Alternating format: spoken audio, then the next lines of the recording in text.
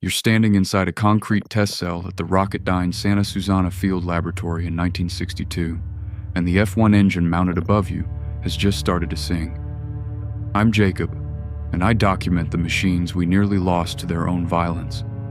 The combustion chamber is oscillating at frequencies that shouldn't exist, a standing wave of pressure that builds and collapses 60 times per second, loud enough to shatter the bones of engineers watching from the control room. In the late 1950s, the United States had a problem that only brute force could solve. The Soviet Union was ahead. Sputnik was already in orbit. The space race wasn't being run on mathematics alone anymore. It was being run on the size of the engines you could build and ignite.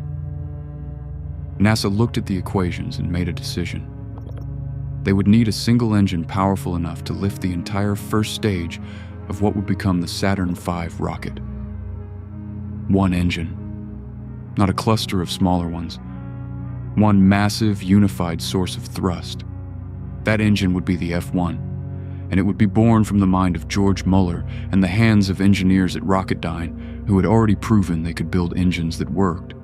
But this time, working wasn't enough. This time, the engine had to work at scales no one had ever attempted. The F1 would burn 5,600 pounds of kerosene and liquid oxygen per second. Imagine that flow rate. Imagine the pressure waves slamming through a chamber barely wider than a person is tall. What no one had fully anticipated was that this wasn't simply a larger version of an existing design. At that scale, at those combustion temperatures and pressures, the physics changed. The engine began to sing. Not metaphorically. It produced acoustic oscillations that engineers could measure, frequencies that grew stronger the longer the engine burned. Those oscillations made the fuel injectors vibrate.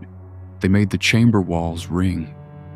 They were, in the most literal sense, tearing the engine apart from the inside. The first full duration test of the F1 occurred on March 15, 1963, at the Santa Susana test site in the California high desert. The engine ran for 162 seconds. For the first part of that burn, everything looked nominal. Thrust was climbing. Pressure readings were within expected ranges, but at about 90 seconds into the test, something began to shift. The chamber pressure started oscillating.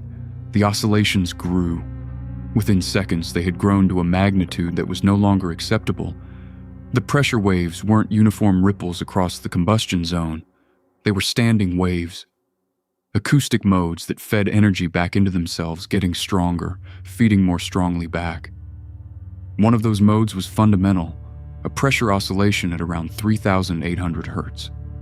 Another rode on top of it. The frequency spectrum told the engineers something they hadn't expected and didn't fully understand. The instability wasn't random. It was structured. It was predictable. It was, in a strange way, perfectly symmetric and perfectly catastrophic. The injector plate at the top of the combustion chamber was designed to spray fuel and oxidizer in patterns meant to create a stable combustion field. But under these exact pressure conditions, at these exact frequencies, the standing wave was causing some injectors to deliver too much propellant while others delivered too little. The combustion became uneven. The uneven combustion fed the pressure oscillation. The pressure oscillation fed back into the injector dynamics. It was a feedback loop that grew until it threatened to physically rupture the chamber itself. After that first unstable test, Rocketdyne had a crisis on their hands. The Saturn V program depended on the F1. 5 of them were already slated to be built into the first stage. The Apollo schedule was already compressed. There was no time for fundamental re-architecture, but they had to solve this. The oscillations had to stop, and no one knew exactly why they were happening in the first place. What followed was not an elegant theoretical solution. It was methodical, sometimes brutal empiricism. Engineers at Rocketdyne, led by George Muller and a team of combustion specialists, designed a series of changes to the injector plate.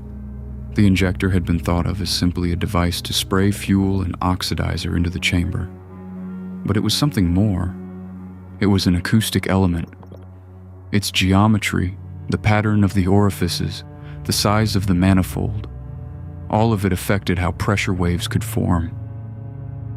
The team began making changes. They varied the sizes of the injector holes. They changed the spacing. They introduced baffles. They experimented with different spray patterns. Each change required a test. Each test had to run long enough to reveal instability, but not so long that it destroyed the hardware. Test after test, some runs were stable, others oscillated in different modes at different frequencies. The oscillations sometimes grew and sometimes damped out mysteriously.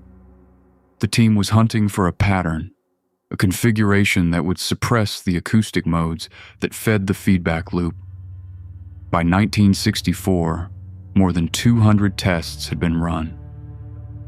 200 deliberate burns of an engine that was fighting itself. The data accumulated. The resonant frequencies were plotted. The engineers began to understand the shape of the problem. It wasn't that they needed to eliminate oscillations. You can't eliminate all acoustic resonance in a combustion chamber. What they needed to do was break the coupling between the acoustic field and the injector dynamics. They needed to dampen the standing waves. One of the solutions that emerged was surprisingly simple, though it took months of testing to arrive at it. The injector plate needed to be stiffer. A stiffer injector meant it wouldn't vibrate in response to pressure oscillations. The vibration of the injector had been a secondary driver of instability. But there was more. The chamber wall itself had to be geometrically modified.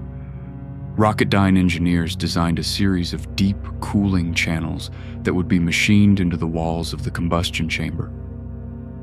These weren't primarily for cooling, though they helped with that. They were there to change the resonant properties of the chamber itself. By altering the wall stiffness through the pattern of the cooling channels, they could shift the natural frequencies away from the range where instability occurred. By the middle of 1964, they had a configuration that worked. One of the final series of tests showed the F1 burning without combustion instability, the pressure curves clean and stable. The engine had been tamed. No fundamental re-architecture, no years of delay, just an intimate understanding of how acoustic waves and injector dynamics could dance themselves into destruction, and how to break that dance. What's remarkable about the F1 story isn't just that the engine was built. Thousands of engines have been built. What's remarkable is that the engineers understood, through exhaustion and repetition, that they were fighting a problem that didn't exist at smaller scales. The physics changed. The math that worked for existing engines became insufficient. That same principle, that same moment where familiar designs suddenly become unreliable at new scales, appeared again and again in the history of spaceflight. Sometimes engineers solved it, like they did with the F1. Sometimes they didn't, and that's where we're going next. In 1973, NASA launched the Skylab space station. But something happened during the ascent that no one had fully predicted. A catastrophic structural failure caused by forces that the original design had simply underestimated. The Skylab survived that launch, but it shouldn't have. The engineers who saved it did something remarkable. They improvised repairs in orbit with hardware that was never meant to be used that way. That's the story we're going to pull apart next. Thank you for watching.